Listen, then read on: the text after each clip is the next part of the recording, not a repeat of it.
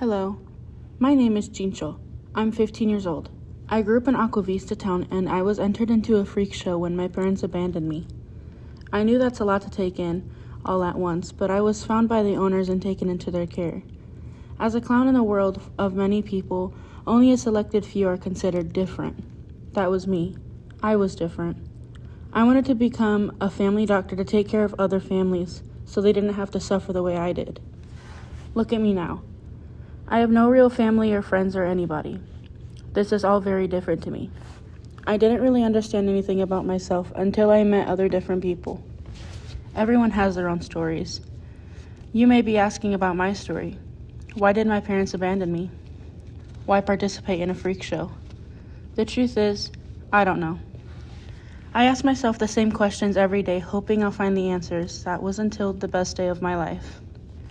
When my mother was pregnant with me, she and my dad were like two peas in a pod.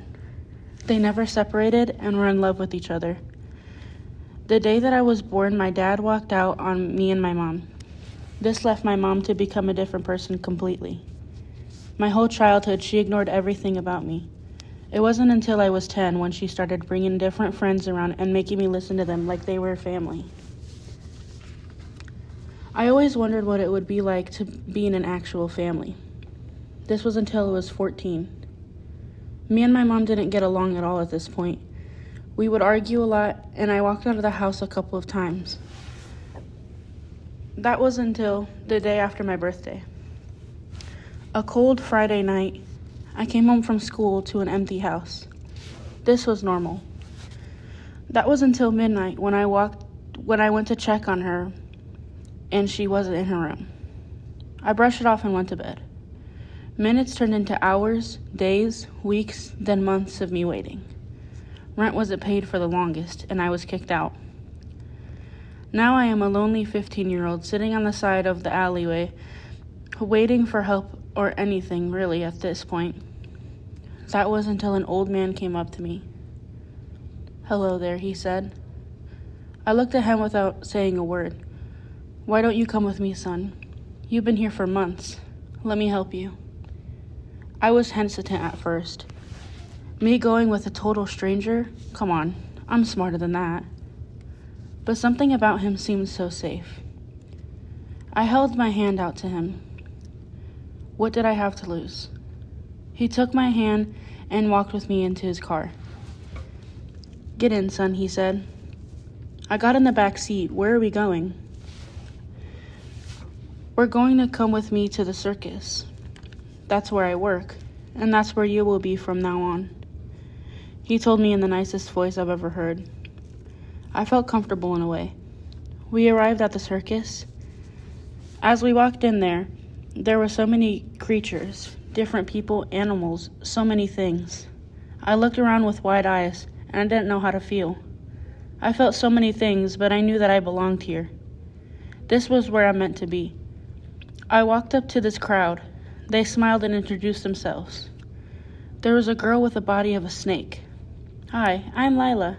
Nice to meet you, bud," she said as she grabbed my hand and pulled me in for a hug. She was very energetic and so nice. Then there was a very buff and strong shark dude. Had the body of a swimming athlete but the head of a shark. "Welcome home, dude," he said awkwardly, punching my shoulder. Then in the corner was a different person. It was a pig. I went over and they were so shy. "Hi, I'm Jincho. I'm new." I held out my hand and they looked at me. "Me too," they said as they grabbed my hand. I helped them stand up and they dusted the hay off their pants. "I'm Albert," they said. "Want to go outside on a walk?" I said. "Sure, why not?" he said, and walked it off. "So what are you doing here?" I said as I caught up to him. "I was kind of just dropped off here."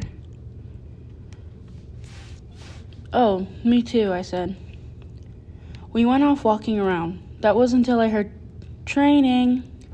I heard a deep, loud male voice from the circus. I kept walking towards it, and it was getting louder and louder. "Training, training, training." I looked over at Lila. "Geez, what is this all about?" I said, fixing my hat. We have a big show coming up very soon. You must start training. I looked at her confused and shocked. A big show? No one told me about this. I started walking back and forth. What do I have to do? How do I know what to do? Lila looked at me and smiled. Oh, silly. You have to ask the master. I looked to my right. A tall, skinny shadow with a top hat. Is that the master? I asked. Yes, go talk to him.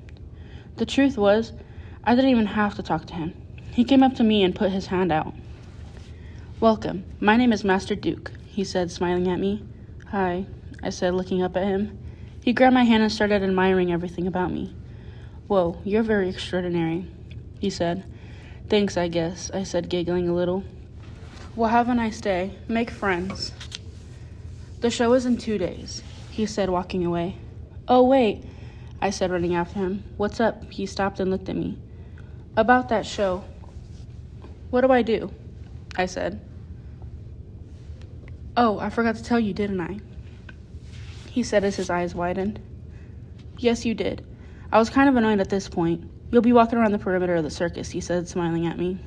The perimeter? But bedtime, bedtime, bedtime. Oh, I have to go. See you tomorrow, he said, leaving. I sat there looking at my shoes. That's it? Just walking around the perimeter? I walked back to the beds and laid in a random one. Surprisingly, all the other animals were already asleep. I couldn't sleep. The loud snores and the other animals, the people talking in their sleep, was making me stay awake. The next morning, I woke up in a panic. Everyone is gone, yelled the ringleader. I looked around and he was right. Everyone was gone. The circus was empty just days before the show. That's when I saw the note on Lila's bed. Dear Chincho, we couldn't stand the thought of staying here any longer. We weren't treated like real people, and we're tired of it. Late last night, we all escaped and are on our way to Tinkertown. We tried waking you up, but you were snoring, and we didn't have much time.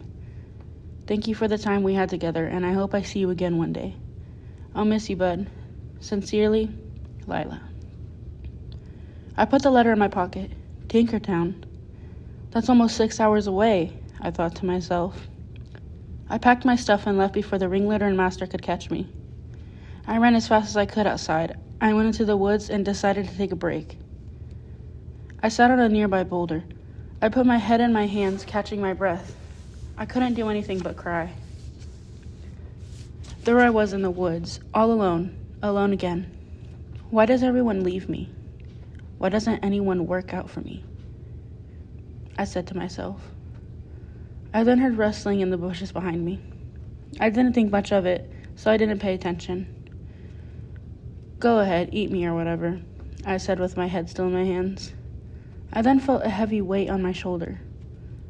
I looked beside me. It was a hand. Son? I looked up to see a very tall man.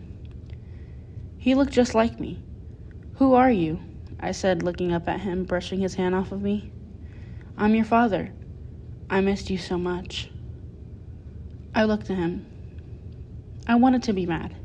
I wanted to yell at him. I wanted to care. All I could do at that point was hug him. I can't be mad at him. I missed him so much. I looked up at him, still hugging him. Why did you go? I said to him. Let's not talk about that right now. Let's take you home. He grabbed my shoulder and began walking. I've never had a home, I said, stopping and looking at him. Well, now you do, he smiled and looked at me. I looked up at him and smiled. We began walking into the woods. Soon I was standing in front of a pretty white house in the middle of the woods. As I stepped up onto the porch, I could already feel at home.